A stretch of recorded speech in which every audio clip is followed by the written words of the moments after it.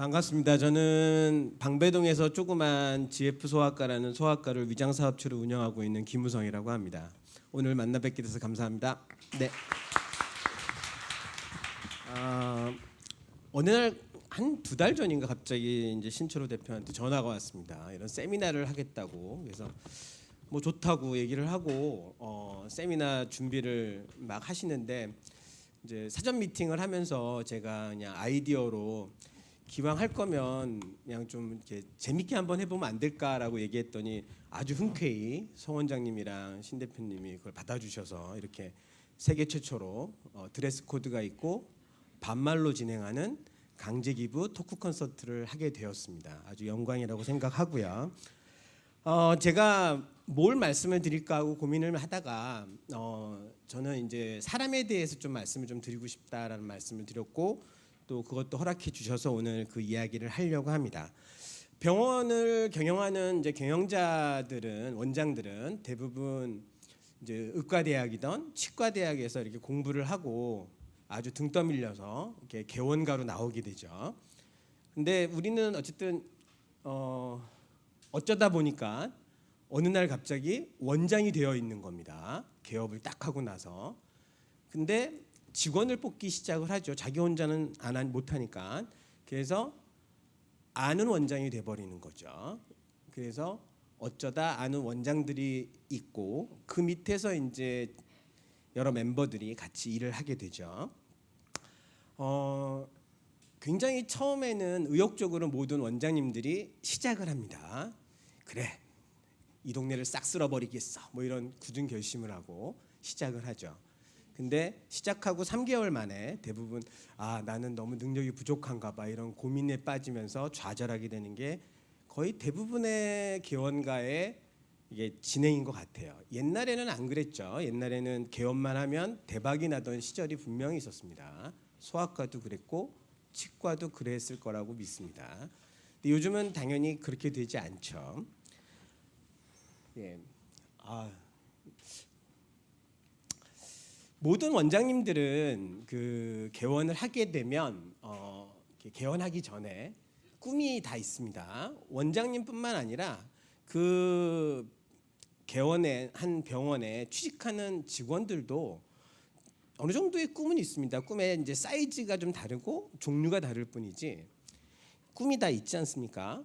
우리의 삶이라는 게 좀 그런데 삶에서 그런 꿈이 있는데 다 꿈을 꾸죠. 우리가 꿈을 꾸는데 이게 어느 순간 이 꿈이 이게 조금씩 사라지는 거를 많이 느끼시지 않으시나요? 저는 그랬어요. 저는 이제 제가 대학에 처음 들어가던 의예과 1학년 때부터 꾸던 꿈이 있었습니다. 그 꿈이 있었는데 그 꿈이 조금씩 없어지고 희미해지면서 어느 날 보니까 어쩌다 아는 원장이 되어 있더라고요. 그래서 그거를 꺼버렸죠. 꿈을 꺼버리고 열심히 뭔가 해서 꿈 대신에 현실에 안주하자 뭐 이런 굳은 결심을 하고 공부도 하고 일도 열심히 했더니 어느 날 돌아보니까 위장사업체 원장으로 살고 있더라고요. 제가 일을 많이 보통 하지 않습니까? 다들 보면 일하는 걸로 힘들어해요. 그죠? 저도 그렇고 우리 매일매일 일하지 않습니까? 저희 소아과는 이제 365일 진료를 하다 보니까 이제 일요일도 일하고 제가 지금 여기 무대 위에 서서 마이크를 잡고 이야기를 하지만 제 파트너 원장 2분은 열심히 지금 아픈 아이들을 치료하고 계십니다. 아주 바람직하죠. 삶은요, 살아가는 거는 저 사람이라는 단어하고 아주 유사합니다. 그래서 우리가 어떤 일을 하면서 살더라도 이 삶을 사는 데 있어서 꿈이 있어야 된다고 생각은 해요. 근데 이제 현실이 되게 어렵죠. 그렇죠? 그래서 일하고 그다음에 막 살아가고 막 이러는 개인적인 어떤 꿈이나 이런 거에 균형을 맞추는 게 사실은 굉장히 힘든 것 같아요. 저는 그래서 공동개원을 하기도 했지만 어쨌든 균형을 잡아야 되는데 하다 보면 일에 매몰돼 가지고 허덕허덕하는 모습을 본인이 느끼게 되고 좌절하고 우울증에 빠지고 막 이러는 경우들이 많은 것 같아요. 최근에 저희 소아과가 이제 리모델링을 좀 합니다. 그래서 굉장히 복잡하죠. 그래서 우리 실장이 지금 머리에 스팀이 막 나오고 있는데 고양이를 보면서 위안을 삼고 있습니다. 네. 길냥이 양아치인가 뭐 닉네임이 그래요. 할망 양아치구나 참. 그래서 이 균형 잡는 게 쉽지 않은데 항상 그렇지만 혼자 살 수는 없는 것 같아요. 그래서 사람에게 답이 있지 않을까, 그리고 그 사람들의 꿈이 뭐가 있지 않을까. 그래서 꿈에 대해서 고민을 막 하다 보면은 그 꿈에는 종류가 좀 있습니다. 꿈은 그냥 아주 원초적인 꿈부터 시작해서 왜 그런 거 있지 않습니까? 원빈과 사귀고 싶다 뭐 이런 거. 여기 보면 우리 경영학 시간에 공부할 때 우리가 많이 보는 단어들이 나옵니다. 뭐 고객의 니즈를 맞추고 뭐 어쩌고 저쩌고 이런 말 나오잖아요. 보면은 니즈, 원츠, 디자이어, 디맨드 네 가지가 있고 또 있습니다. 여기에는 위시와 호프라는 단어가 들어가요. 사람의 삶도 그런 것 같습니다. 제가 원하는 꿈이라는 게 이게 디자이어인가? 디자이어는 제가 원빈처럼 보이는 거죠. 예. 근데 절대 그렇지 않고 거울을 보면 배 나온 50대 아저씨입니다. 가장 원초적인 니즈입니다. 니즈. 꿈의 종류 중에 니즈인데, 니즈는 뭐 여러 가지 단어로 표현이 되죠. 필요라든지 이런 거. 우리가 목마를 때 먹는 물이죠, 그죠? 네. 또 있습니다. 원트라는 단어도 있습니다. 이거는 요구예요, 요구. 그리고 이거는 물을 먹지 않고 돈 내고 콜라 사 먹겠다는 뜻이죠. 돈이 좀 들지만 조금 상위 개념의 어떤 갈증을 해소하는 그런 겁니다. 뭐 콜라 먹는 게 꿈이라는 얘기는 아닙니다, 여러분. 디자이어라고 있죠. 이거는 좀 이렇게 갈구하고 막 이런 거지 않습니까? 이거는 참 이렇게 누구나 다 있습니다, 그죠? 그것이 막 사고 싶기도 하고, 스트레스 받으면 저는 좀 쇼핑으로 푸는 편인데 명품백 같은 건 안 사도 이제 딴짓거리를 많이 하죠. 디맨드도 있죠, 우리 수요라고 얘기하는 이제 경영학 시간에 얘기하는 돈에 관련된 그런 것들입니다. 위시는 말이죠. 우리가 바라긴 하지만 이룰 수 없는 꿈을 얘기합니다. 보통 I wish you a merry Christmas라는 단어를 많이 쓰는데 이거는 사실 아쉬움이 남는 꿈이에요. 보통 우리가 내가 원빈이 되었으면, 원빈이었다면 바로 데뷔했을 텐데 뭐 이런 거죠. 그리고 호프라는 단어가 있습니다. 이건 희망이라고 보통 얘기를 많이 하는데 다음에 뭘 하겠다라는 개념이죠. 이 꿈에 대한 이야기를 처음 오늘 해드리는 이유는 이런 겁니다. 우리가 병원을 운영하는 원장도 고민을 많이 하고, 그다음에 직원들도 고민하고, 또 이제 중간 관리자이신 실장님들도 고민하실 거라고 생각하는데, 보통 고객들의 꿈을 어떻게 맞춰줄 수 있느냐도 굉장히 중요한 것 같아요. 그 고객에는 우리 병원에 오는 환자들도 있지만 우리 병원에서 일하는 내부 고객이라고 보통 얘기하죠. 직원들의 어떤 꿈에도 종류가 있다라는 겁니다. 어떤 직원은 그냥 월급 받은 만큼만 일할래라고 얘기하는 직원도 있고, 어떤 직원은 내가 여기서 대박을 내서 캐리어를 잘 쌓아서 좀 큰 병원에 가서 월급도 더 많이 받고 뭐 나중에 내 사업도 할 거야 뭐 이런 꿈을 꾸는 경우도 있겠죠. 원장은 말이죠, 거기에 맞춰줘야 된다고 생각을 합니다. 왜냐하면 리더기 때문에 그래요. 리더기 때문에 그런 이 친구의 꿈이 이룰 수 없는 위시인지, 이룰 수 있는 호프인지, 또는 어떤 디자이어인지 이런 거에 대한 고민들을 직원들하고 얘기하다 보면 뭐 알 수도 있고, 또 사실 원장님들 중에 좀 무심하거나 그런 분들은 모를 수도 있어요. 슬퍼하지 마시고 원장님을 갈궈야 됩니다. 멱살도 좀 잡고 그래야 된다고 생각해요. 이 사람은요, 재밌게 생겼지만 이 사람은 누군지 아십니까? 혹시? 모르시나? 장난꾸러기처럼 이러고 있지만 공산주의의 기본 원리를 만든 칼 마르크스의 초상화입니다. 이 사람이 만든 그 이론 중에 정반합이라는 이론이 있어요. 항상 역사는 이 발을정과 그 반대편이 합쳐져 가지고 만들어지고 이게 또 다른 정이 되고 또 반이 생기고 정반함의 그 순환 사이클로 역사는 진행되고 발전된다라고 주장을 했는데 저는 병원을 경영할 때도 똑같다고 생각합니다. 어떤 반대 의견이 존재할 수 있어요. 그죠? 제 생각과 다른 저와 원장과 직원 사이에도 그럴 수 있습니다. 근데 문제는 서로 얘기를 잘 못하는 그런 게 좀 있는 게 문제이긴 하죠. 하지만 그 반응을 보면서 꼭 그 정반함을 찾아가는데 그게 점점점 이렇게 왜곡돼서 진행이 되다 보면 결국에는 그 병원이 잘 안 되는 걸 볼 수 있습니다. 또 이게 잘 진행이 되면 굉장히 잘 되는 걸 볼 수 있죠.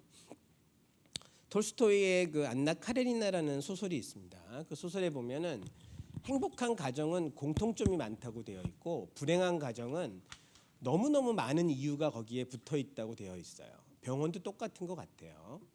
잘 되는 병원은 제가 이제 병원 사례 연구를 좀 많이 그래도 하는 편인데 하다 보면 잘 되는 병원들은 물론 과목도 틀리고 구성원도 틀리고 원장 성격도 틀리고 다 틀리지만 굉장히 유사한 공통점들이 있습니다. 근데 좀 이렇게 안 되는 병원들 있잖아요. 망해가는 병원들이나 이런 병원을 보면 그 이유와 그런 게 너무 다양하게 너무 많아요. 그래서 결국엔 병원이 안 되는 경우를 많이 봅니다. 결국에 정반합을 찾아가다 보면 항상 그 평균에 가까워집니다. 평균에 가까워지고 그 평균을 계속 올리는 노력을 그 리더들은 해야 된다고 생각을 해요. 그 리더와 원장들이 그 직원들한테 하지 말아야 될 세 가지가 있다고 저는 개인적으로 생각을 합니다. 그래서 개인적으로는 굉장히 지키려고 노력은 하는데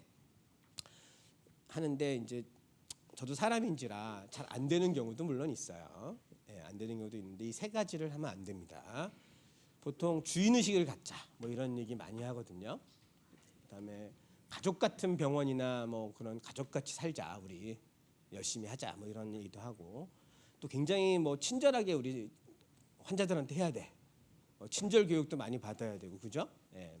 근데 이런 얘기는 리더가 밑에 보통 리더는 프론트 리더와 팔로우 리더라는 게 있습니다. 요즘은 리더가 옛날에는 리더와 팔로워로 나눠졌고 팔로워들은 따라가는 존재라고 생각했지만 요즘은 아니에요. 항상 앞에 있는 리더와 뒤따라가는 리더가 두 개가 동시에 있고 그거는 바뀔 수 있는 겁니다. 주인의식은 그렇습니다. 원장님들이 요즘 애들은 참 주인의식이 없어 이런 얘기 저도 이제 컨설팅하거나 그럴 때 많이 듣는데 주인의식을 가지면 큰일 납니다. 예, 그 직원들한테 원장만큼 월급을 줘야 돼요. 불가능하지 않습니까? 예. 그리고 왜 직원들한테 주인의식을 가지라고 강요합니까? 그 병원의 주인은요 개인적으로는 그 병원에 오는 환자라고 저는 생각을 해요. 원장도 사실은 월급 많이 가져가는 그냥 직원이지 않을까라는 생각을 하는데 그 월급을 경영자 월급을 주면 직원들 미친 듯이 일할 겁니다. 예. 안 그렇습니까? 여러분 병원에 가까이 일하시는 병원에 그 원장님만큼 월급을 가져간다고 생각해 보세요. 아마 글로 이사 올 걸요 병원으로, 그죠? 예. 굉장히 좋아하시는군요. 저는 그래서 직원들한테 자존의식을 가지라는 말을 많이 해주고 싶고 많이 합니다. 이제 저희는 이제 그거를 보통 공부하라는 말로 저는 표현을 하는데 저희 직원들하고 저는 사실은 뭐 같이 일은 하지만 같이 일하지만 뭐 죽을 때까지 같이 일하기는 어렵지 않을까요? 그죠? 예. 우리는 가족이 아니니까요. 그죠? 또 하나의 가족이라는 슬로건을 쓰는 기업도 있지만 저는 직원들이 전문적인 직업인으로서 평생 직업을 갖고 일했으면 좋겠고 그거를 저희 소아과에서 저랑 일하면서 저한테 뽑아갈 수 있는 뭐 정보, 돈을 뽑아가면 좀 그렇긴 하겠지만 그 지식이나 이런 생각들을 좀 많이 가져가서 저희 소아과를 이제 그만두고 딴 데로 가더라도 인정받을 수 있는 직원이 되었으면 하는 게 제 개인적인 생각이고, 그런 거는 제가 충분히 해주고 싶다는 욕구가 디자이어가 있어요. 그래서 직원들한테 너희들은 한 사람으로서 꿈을 가지고 자존의식을 갖고 살았으면 좋겠다라는 얘기를 합니다. 그리고 그걸 가지고 일을 했으면 좋겠다. 저는 항상 그런 생각을 가지고 삽니다. 제가 이제 GF 소아과를 만들고 대표원장으로 지금도 장기 집권하고 있지만, 만약에 GF 소아과가 이게 내가 생각하는 소아과가 아니라고 생각하면 저는 언제든지 그 소아과를 나올 생각을 해요. 네. 왜냐하면 GF 소아과는 저 혼자 만든 게 아니거든요. 제 게 아닙니다. 그래서 어쨌든 주인의식보다는 자존감을 갖고 자기를 사랑하는 마음을 좀 가졌으면 좋겠다라는 얘기를 꼭 대신해 주는 게 맞지 않나. 그러다 보면 열심히 일합니다. 자기를 위해서 열심히 하고, 훌륭한 친구들은 뭐 동기부여 같은 거 할 필요 없어요. 자기 스스로 알아서 자가 발전이라고 그러죠. 자기 혼자 알아서 공부하고 다 하거든요. 누가 뭐 이렇게 강요하고 그런다고 공부하지 않습니다. 가족 같은 거, 이건 참 단어부터가 좀 굉장히 마음에 안 들죠. 가족 같은 그런 건데, 제 가족은 집에 있습니다. 제 와이프랑 제 아들들은 집에 있죠. 병원에 있지 않습니다. 만약에 병원에서 가족 같은 직원이 생기면은 그건 불륜입니다. 그죠? 네. 뭐라고 얘기해야 되냐면 이렇게 얘기해야 된다고 생각해요. 우리는 팀이라고 생각해야 된다고 생각합니다. 같이 일하는 사람들이고, 이제 팀 또는 저는 이제 메이트란 단어를 좋아하는데, 같이 이제 일하고 그 공동의 꿈을 향해서 같이 이제 뭘 만들어가는 존재들인 거죠. 우리는 그러면서 내가 원하는 거를 얻어갈 수 있으면 된다고 생각해요. 그거는 다 틀릴 수 있습니다. 사람마다. 또 이거 친절하다는 단어, 제가 제일 싫어하는 단어고 제가 강의할 때마다 계속 얘기하는 건데, 친절하면 안 됩니다, 우리. 그렇죠? 네. 좀 이상한가요? 네. 병원에서도 친절 교육 되게 많이 해요. 그죠? 친절 강사분님, 여기 혹시 친절 강사 계시는지는 내가 모르겠지만, 친절하신 분, 친절하다는 말의 의미가 굉장히 안 좋습니다. 이런 거예요. 무사의 명예로운 죽음이 할복인데, 그 할복할 때 신복이 목을 확 쳐주는 거예요. 옛날에 사무라이들이 이렇게 죽을 때 이렇게 하얀 옷을 입고 이렇게 무릎을 꿇고 막 뭔가 그 멋있는 말을 다 한 다음에 칼로 확 쑤셔가지고 이렇게 죽는 게 할복이잖아요, 그죠? 근데 그 할복을 할 때 이게 영화 같은 데서 보면 멋있지만 실제로 할복하는 거를 본 사람들의 어떤 이런 글을 보면 되게 지저분하게 죽는다고 합니다. 왜? 아파서 아야야 뭐 이러면서 그런다고 해요. 그러니까 이게 뽀다구가 안 나니까 일본에서 어떻게 했냐면 그 옆 뒤에 이 사람이 서가지고 한 칼에 긴 일본 장도를 들고 일단 찌르고 이렇게 한 긁고 뭐 막 그럴 때 그냥 한 큐에 목을 잘라주는 거죠. 그거는 뭐냐면 그 고통을 덜어준다는 의미고요. 이게 한문으로 보시면 친할 친 자를 절이에요. 친한 사람 목을 치는 거죠. 예. 이게 그 일본이 2차 세계대전 때 망하고 그 이제 전후 부흥기에 들어갈 때 영어의 카인드니스라는 단어가 일본에 소개가 됐어요. 그래서 일본 애들이 이제 그거를 한문으로 어떻게 바꿀까 고민을 막 하다가 이거를 우리가 그 목숨을 바쳐서 일본을 부흥시켜야 되기 때문에 목숨을 걸고 열심히 이렇게 잘해주자. 누구한테? 미군 점령군들한테.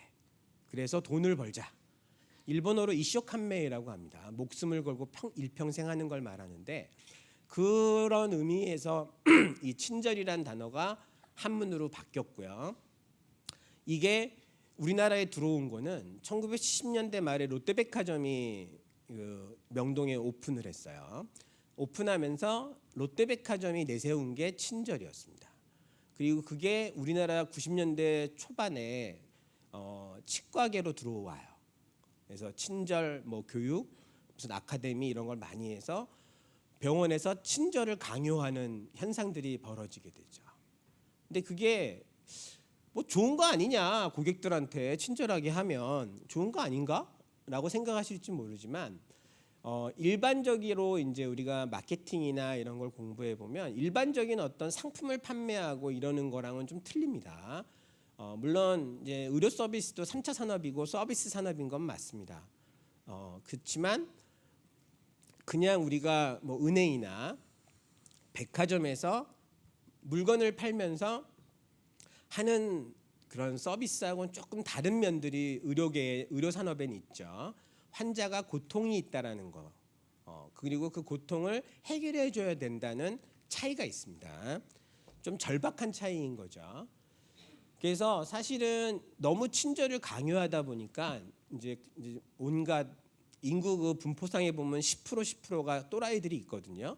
항상 진상이라는 문제가 생기게 됩니다. 그래서 저는 직원들한테 친절하라는 말 별로 안 합니다. 그렇다고 뭐 쌍욕하고 싸우란 얘기는 아니죠. 예. 욕쟁이 할머니도 아니고. 직원들이 저는 환자들한테 친절하기보다는 정정당당했으면 좋겠어요. 우리는 어떤 서비스를 제공하는 사람이고 거기에 대한 대가를 받지 않습니까? 근데 우리가 무슨 사기를 친다, 그러면 정정당당할 수가 없어요. 하지만 우리는 당연히 다 어떤 걸 공부했고 배웠고 그걸 가지고 정당한 서비스를 제공하는 거 아닙니까? 근데 경쟁이 치열해지고 그러다 보니까 이 친절이라는 단어가 이상하게 바뀌면서 그 비행기 1등석을 타면은요, 그 직원들이 스튜어디스들이 와서 무릎 꿇고 서빙하고 뭐 이런 거 혹시 얘기 들어보신 적 있을 거예요. 눈높이로 한다 이런 거 참 좋은데 그걸 꼭 무릎을 꿇고 무슨 이런 옛날에 진짜 그 중세 시대 때 성주와 서번트의 개념으로 할 필요는 없지 않나라는 생각이 개인적이 듭니다. 안과나 뭐 치과 같은 데 보면 막 그 엘리베이터 문 앞에까지 나가서 안내해주고 이러는 걸 저도 경험해 본 적이 있는데 개인적으로는 좀 과잉한 거 아닌가 뭐 이런 생각이 들기도 해요. 물론 그건 이제 원장님의 선택이시긴 하지만 어쨌든 과잉 친절은 굉장히 저는 안 좋다고 생각합니다. 그리고 직원들한테 강요하는 것 자체가 저는 안 좋다고 생각을 해요. 오히려 정정당당하게 서비스를 제공해라라는 말을 하는 게 옳지 않나라는 생각을 합니다. 인적 자원 관리라고 하죠. 이제 병원에서 직원을 뽑고 그 직원을 어떻게 교육시키고 어떻게 일을 하게끔 하고 막 이러는 게 인적 자원 관리인데, 사실은 사람을 자원이라는 카테고리에 집어넣는 것도 좀 웃긴 얘기죠. 무생물도 아니고 석탄입니까? 그렇죠? 자원이라고 얘기하게. 어쨌든 경영학에서는 아주 루틴으로 쓰죠. 네. 병원은 말이죠, 4가지 팩터로 구성이 됩니다. 개원할 때도 그렇고 개원 후 운영할 때도 그렇고. 원장님들이 제일 신경 쓰는 거는 돈이죠. 돈. 그 다음에 하드웨어라고 얘기하는 인테리어나 입지를 얘기합니다. 그 다음에 뭘 팔 것인가를 고민하죠.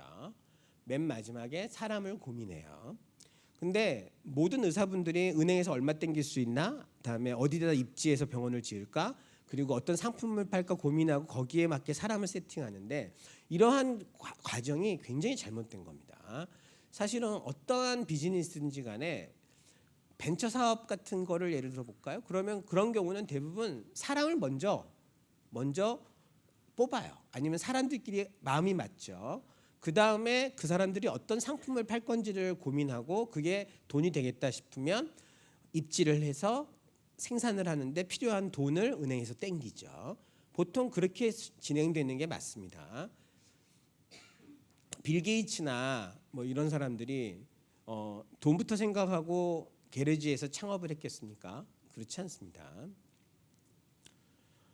요즘은 바뀌었죠. 많이 이게 평생 직장의 연봉제 뭐 이런 거였는데 요즘은 평생 직업입니다. 예, 저는 그렇게 생각하고 요즘은 또 싱글 잡으로는 먹고 살기 힘들죠. 보통 더블 잡이나 쓰리플 잡을 해야지만이 100세까지 우리는 살 수가 있습니다. 그다음에 이제 직원하고 원장 또는 리더, 프론티어 리더와 팔로우 리더의 사이는 그냥 수평 관계라고 저는 생각해요. 오늘 이렇게 우리가 반말로 하는 대화를 한번 해보자고 한 이유는 우리는 20살이 넘으면 투표권이 한 장씩 있는 성인이지 않습니까? 그렇죠? 우리는 대등하게 얘기할 수 있다고 저는 생각해요. 그렇기 때문에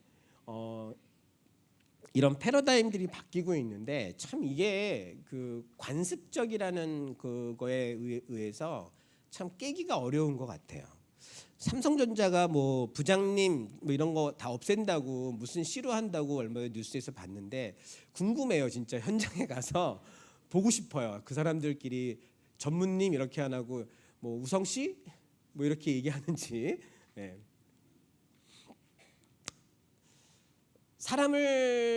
직원을 원장 입장에서 이제 프론티어 리더 입장에서 팔로우 리더를 뽑을 때 참 고민이 많이 됩니다. 근데 이제 많은 원장님들이 뽑아서 교육시키면 되겠지라고 생각하는데 사실은 뽑아서 교육시켜가지고 내가 원하는 인적 자원을 만들어내는 건 불가능해요.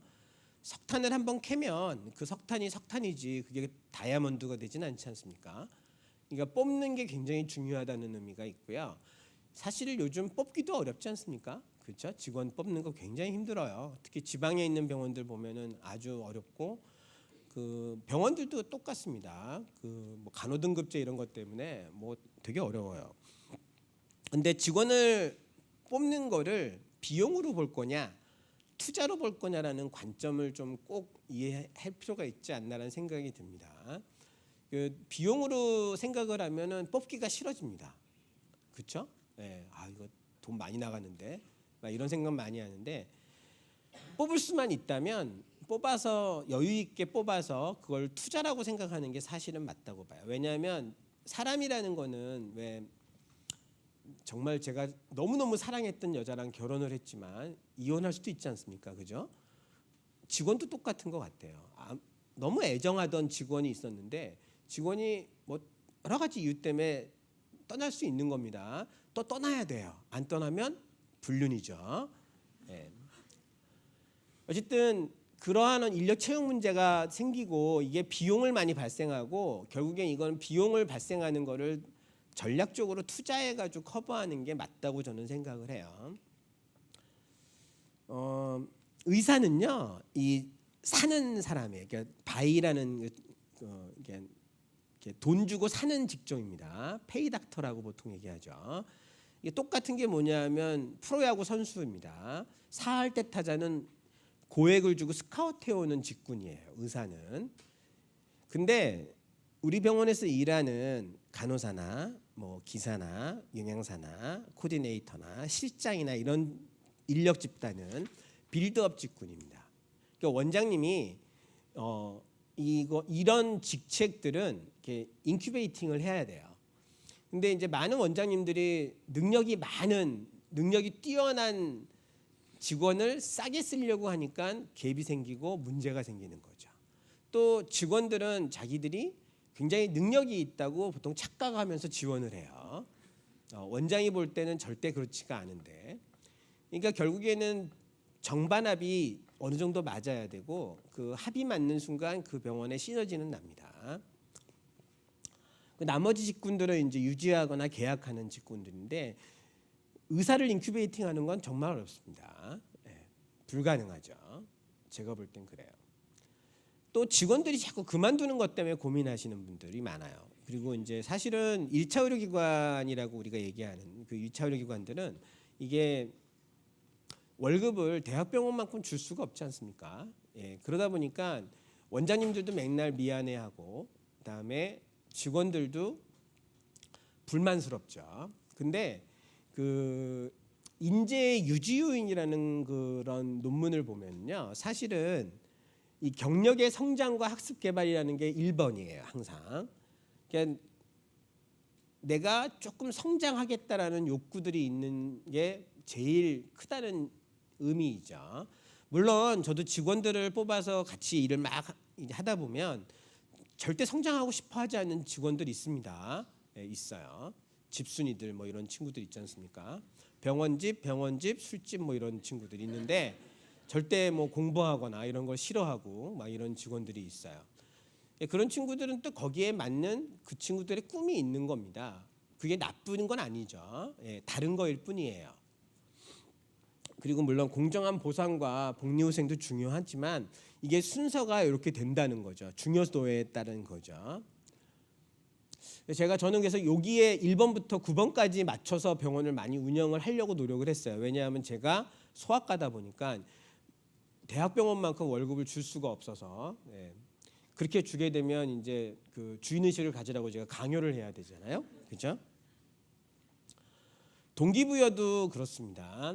오해가 좀 있는데 제가 처음에 이제 경영학을 공부하던 시기에 동기부여를 제 스스로에게 막 하려고 노력을 했어요. 왜냐하면 제가 경영대학원을 갈 때 주변에 있는 많은 분들이 저를 보고 미쳤다고 그랬거든요. 의과대학 대학원에 가서 의학박사나 하지 뭐 경영학을 왜 공부하냐? 왜 돈 많이 벌려고?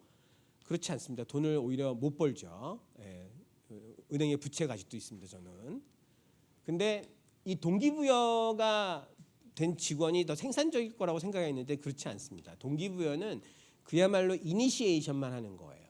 자동차에서 왜 그 스타팅 모터를 우리가 돌리잖아요. 그다음에 돌리고 나면 그 다음에 엔진이 돌아가면서 차가 가지 이 스타팅 모터로 가지는 않습니다. 물론 전기차는 그렇게 간다고 하더라고요. 근데 보통 우리가 흔히 몰고 다니는 차는 그렇지 않습니까?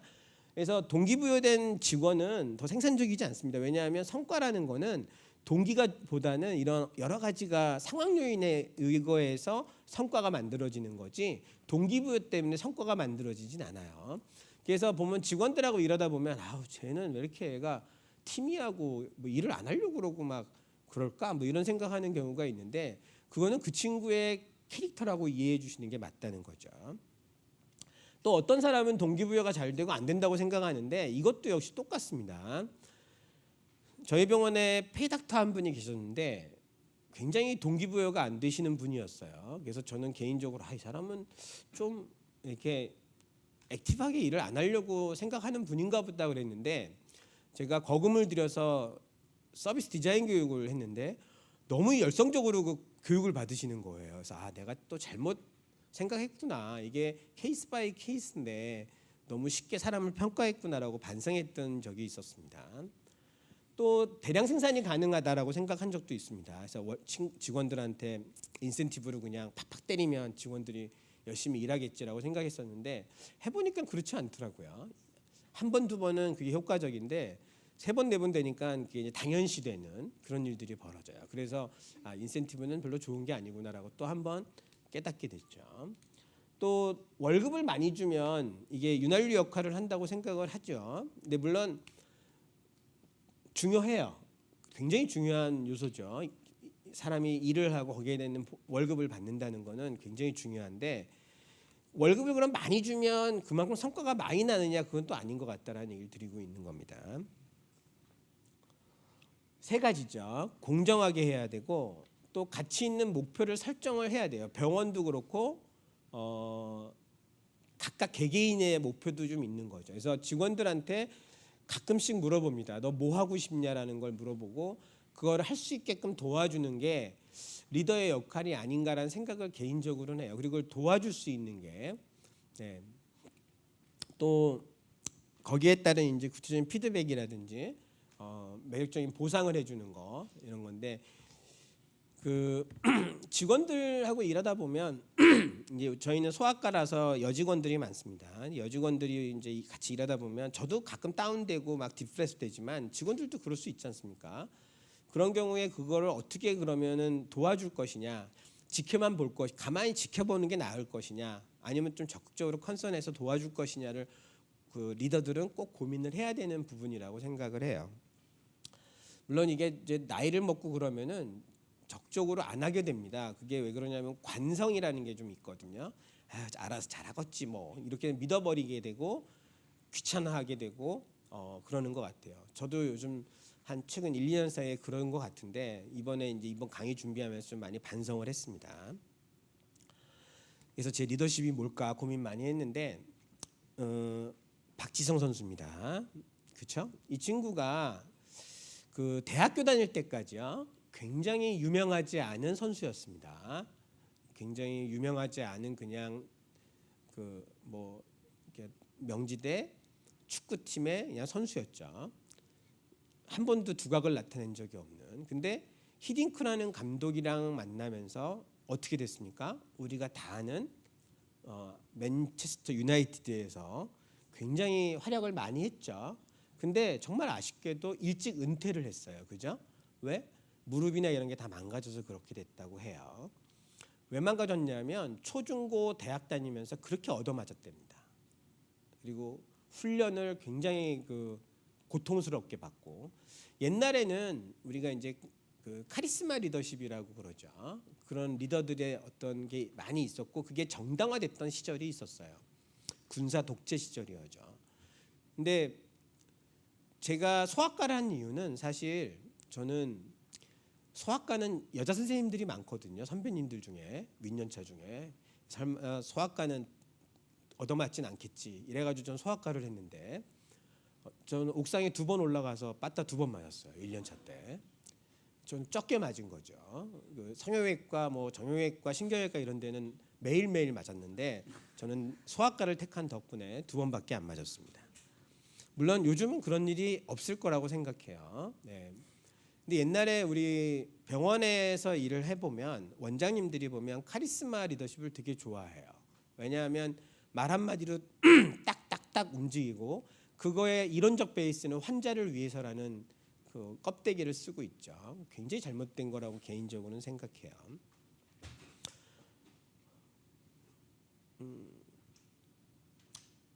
리더십의 본질은요, 정의로운 성과라는 거고 수단이고 사실은 일입니다. 일. 우리가 리더십을 그냥 성격이라고 생각하는 경우가 많아요.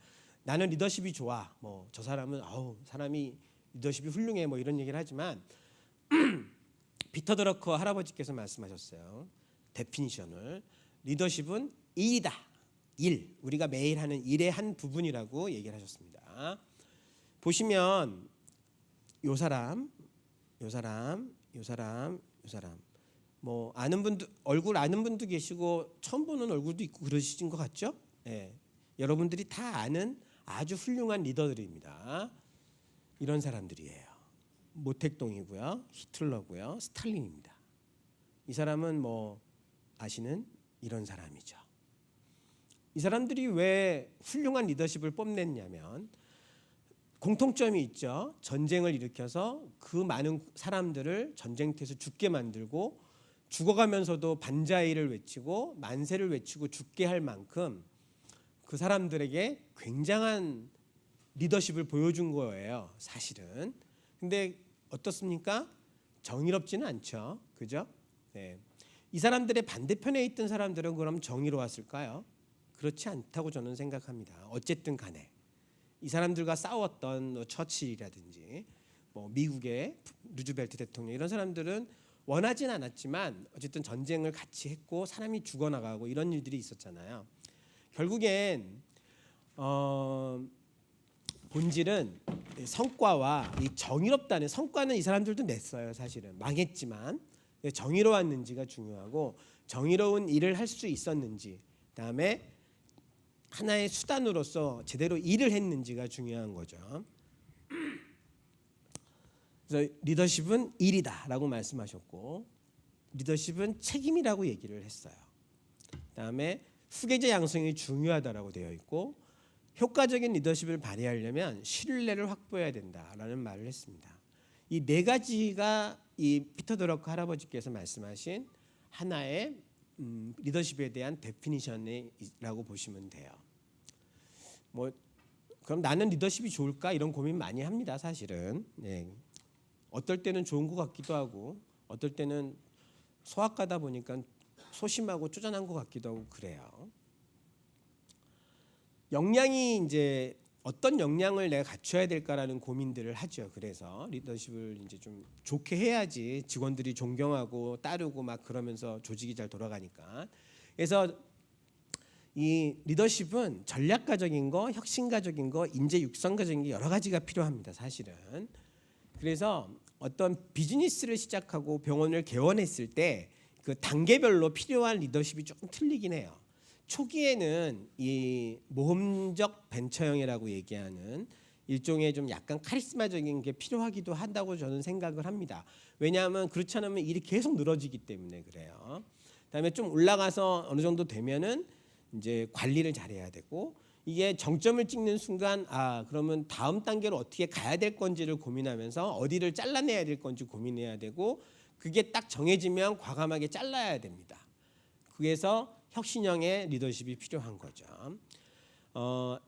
이 이노베이션을 굉장히 좋아한 스티브 잡스라는 사람이 있죠. 우리가 다 대부분 아시는. 근데 스티브 잡스가 만들어서 대박이 난 거는 사실은 스티브 잡스가 이 세상에 없는 걸 만들어낸 게 아니죠. 그 아이폰을 만들기 전에 아이폰과 거의 똑같은 기능을 하고 있었던 PDA 폰이라는 게 있었습니다. 굉장히 성능도 좋았어요, 사실은.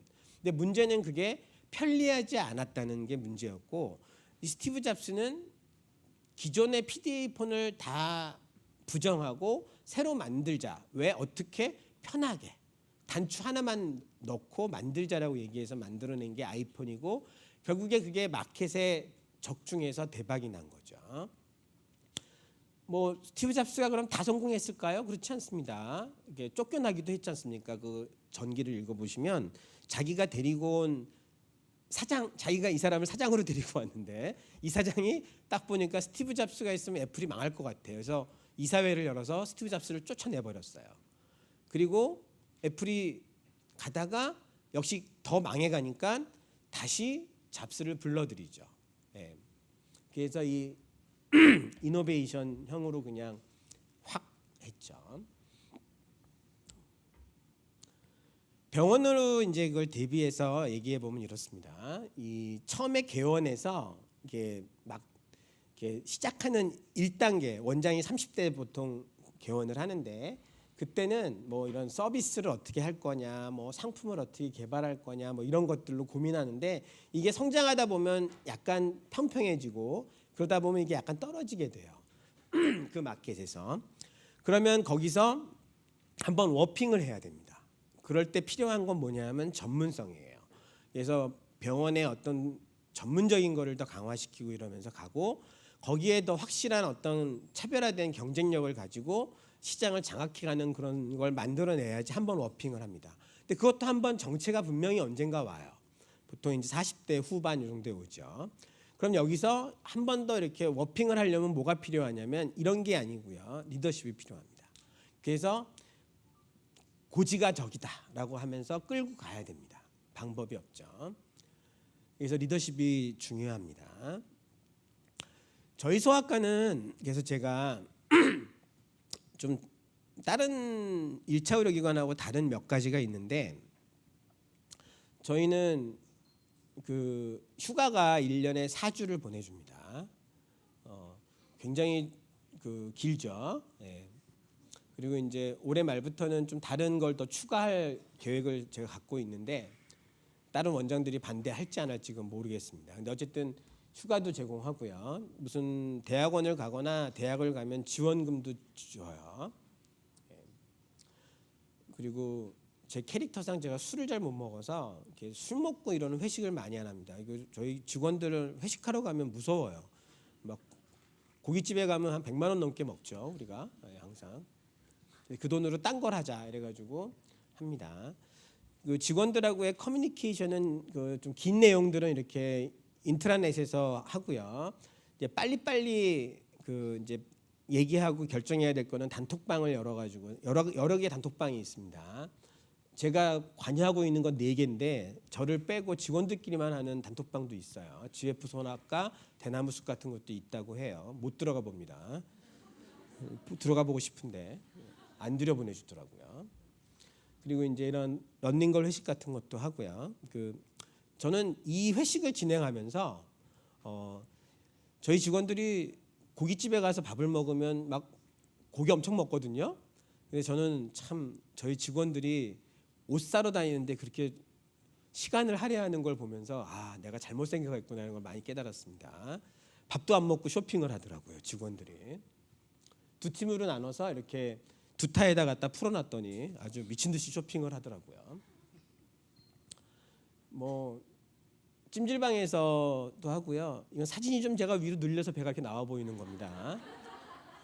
그리고 이런 뮤지컬도 보러 다닙니다. 개인적으로 저는 사실 뮤지컬을 되게 좋아하지 않는데 노래 부르면서 이렇게 하는 거 연극 같은 거잖아요. 되게 무식하게 표현해 드리면 저는 안 좋아하는데 직원 중에 한 명이 뮤지컬 배우를 꿈꾸는 직원이 있다 보니까 어쩔 수 없이 이제 가서 이런 걸 많이 봅니다. 개인적으로. 예, 저는 사실 뮤지컬을 별로 안 좋아해요. 그리고 이제 뭐 파자마 파티 같은 거를 열어주고 그 직원들이 이렇게 각각 다른 환경 속에서 입사를 하는데 이렇게 같이 한번 잠을 자면서 자기들끼리 수다 떨고 원장 욕하고 나면 좀 더 친해지는 것 같더라고요. 그래서 파자마 파티를 하라고 적극 권장을 합니다. 최근 들어서는 자기들이 귀찮아서 잘 안 하는 것 같아요. MT도 갑니다. 가서 노래도 부르고 술도 먹고 그런 건 하죠. 예. 행복해 보이시지 않습니까? 그리고 뭐 이런 여러 가지 먹는 것도 합니다. 예, 뭐 제가 아무리 그래도 먹는 회식 안 하겠습니까? 다 합니다. 저는 조그만한 위장 사업체를 운영하지만 뭐 그런 모든 게 저 혼자 힘으로 된다고 생각하지 않아요. 그리고 사실이 그게 사실이라고 저는 굳게 믿고 있습니다. 결국에 제가 잘 살고 제 꿈을 이루려면 제 직원들의 꿈도 이루어져야 되고 직원들이랑 같이 행복해져야 된다고 생각을 해요. 근데 제가 제일 싫은 게 뭐냐면 병원에 출근하는데 너무 가기 싫은 짜증나고 이런 생각을 하면서 병원에 오는 사람이 있다면 정말 불행한 거라고 생각하거든요. 어떻게 보면 원장들 그냥 제 아내나 제 아들들보다 직원들하고 보내는 시간이 훨씬 많아요. 사실은 낮에.